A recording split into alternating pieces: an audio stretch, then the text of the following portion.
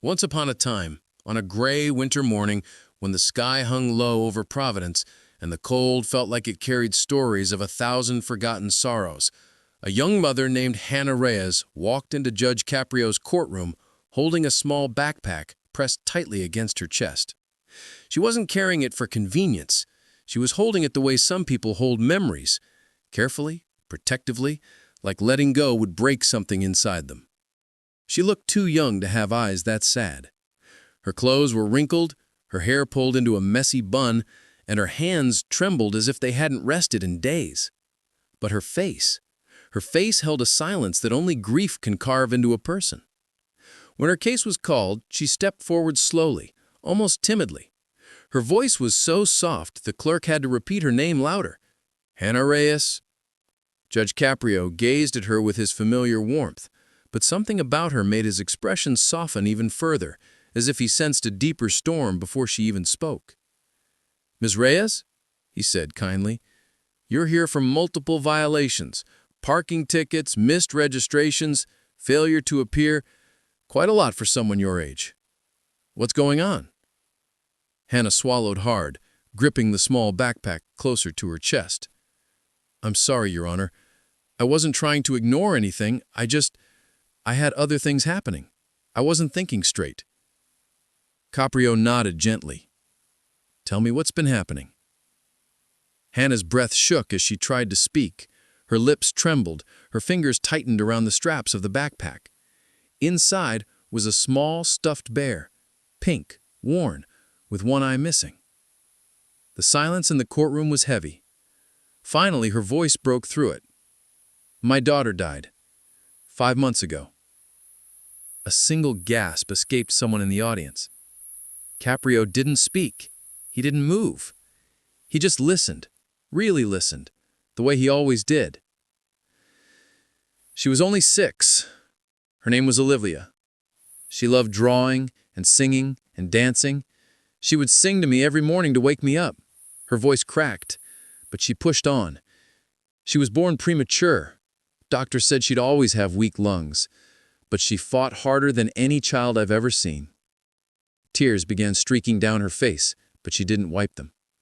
She just clutched the small pink backpack as though the fabric itself was holding her together. "Last year, she got pneumonia. We rushed her to the hospital. They tried everything: machines, tubes, medications I couldn't even pronounce. I stayed awake all night for 5 days straight. I held her hand and told her she could rest. I told her I was proud of her, and one morning, she broke completely. She stopped breathing while I was holding her. She died in my arms." Even the officers behind her lowered their eyes. "I haven't slept properly since. I forget things. I leave the car parked for too long. I miss appointments. I miss payments. I miss everything. I'm trying. I really am. But every time I wake up, for a second, I still think she's here." She opened the backpack slowly. Inside was the tiny stuffed bear. She said softly, "This was her favorite. She carried it everywhere. She even named it Sunny, because she said it made the world brighter." Her voice dropped to a trembling whisper. "I keep it with me, so I don't feel completely alone." The courtroom was silent enough to hear breaths quivering across the room. Caprio's eyes grew glassy, though he held himself steady.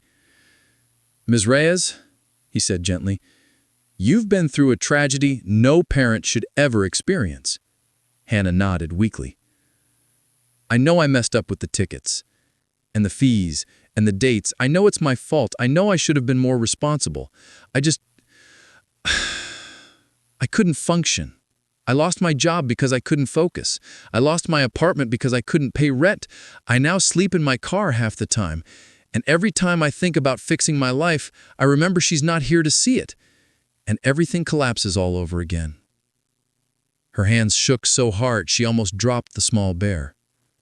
"I'm not asking for pity. I'm just trying to survive long enough to figure out how to live without her." Judge Caprio took a slow breath. "Do you have any support?" he asked softly. Hannah shook her head. "My parents died years ago. Olivia's father left before she was born. I'm the only person I have. Or was. Caprio looked down at the thick stack of violations, fines that would crush any struggling person, let alone someone drowning in grief. He gently closed the folder. Ms. Rez, the purpose of this court is not to punish people for grieving. What you're carrying isn't just sadness, it's the weight of the entire world. Hannah's chin quivered. These fines, Caprio continued, won't bring Olivia back.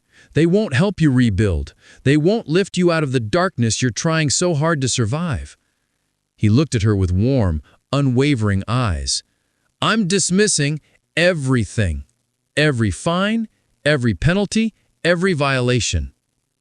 Hannah's breath caught in her chest. Her eyes widened. She shook her head in disbelief as though she had misheard. All of them? She whispered. All of them, Caprio said with a gentle smile. And I want you to do something. Not for me, not even for the court. Do it for Olivia. Hannah's tears fell harder. I want you to try again. Not because you're expected to, but because Olivia would want her mother to live, to heal, to breathe, to smile again one day. And you will, I promise you. Hannah pressed the stuff bare against your heart, sobbing quietly into it. Thank you, she whispered. You don't know what this means to me. You gave me a reason to keep trying. Caprio nodded softly. Your daughter was strong. She lives through you. Honor her by living. Hannah left the courtroom slowly, holding the bear close. People watched her pass with softened faces, touched by the weight of her story. The door closed behind her, and the room remained silent for a long time. And Judge Caprio, looking down at the empty podium where she had stood, whispered under his breath, Some verdicts are not about the law. They're about humanity.